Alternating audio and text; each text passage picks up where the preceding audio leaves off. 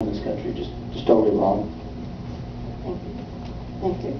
I have two questions on NAFTA. I'm going to see if I can paraphrase them both into one question. If NAFTA is so great, then the poor people would not be coming. Is this right or wrong? In your opinion, Doctor? Well, usually when you have economic integration in the form of a common market or a free trade agreement, you also have provisions for labor mobility. This agreement does not have provisions for labor mobility. When you look at immigrations, let's talk about Mexico to the United States. There are obviously push factors and pull factors. We've had a very strong economy in the U.S., a very low unemployment rate, lots of jobs going begging. That's the pull factor in the U.S. The push factor in Mexico is twofold. Number one, a younger population. Number two, the inability so far for the Mexican economy to generate enough jobs for its growing workforce. Now, that demographic problem is starting to take care of itself, because just as fertility rates have dropped dramatically in the United States over the last couple of decades, they're dropping very rapidly in Mexico. A generation from now, you're not going to have the same push factor, because that young cohort group in Mexico will be smaller.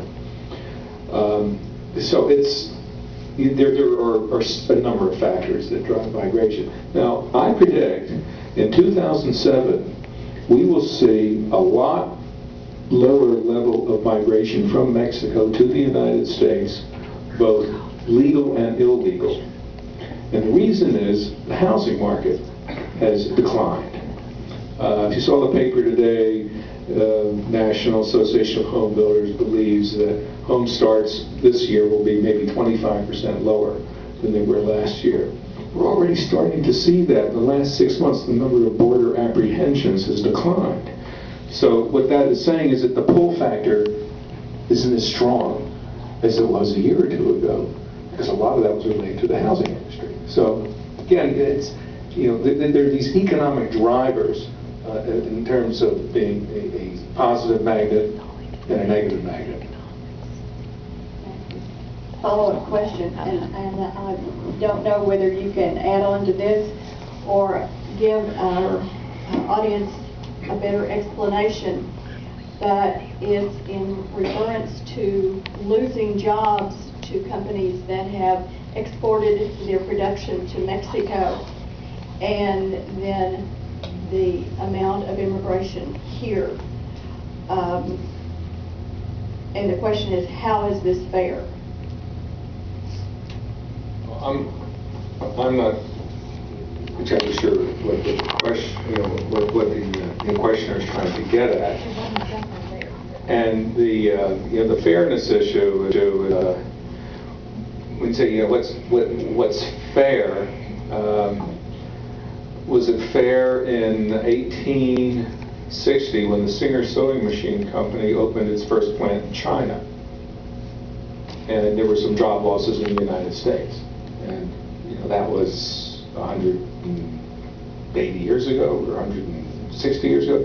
I mean, the dynamics of the marketplace and the global arena are such that we're always exporting jobs, or we're not really exporting jobs, we're exporting certain types of work, and then we're creating new types of work. So it's almost like, is life fair?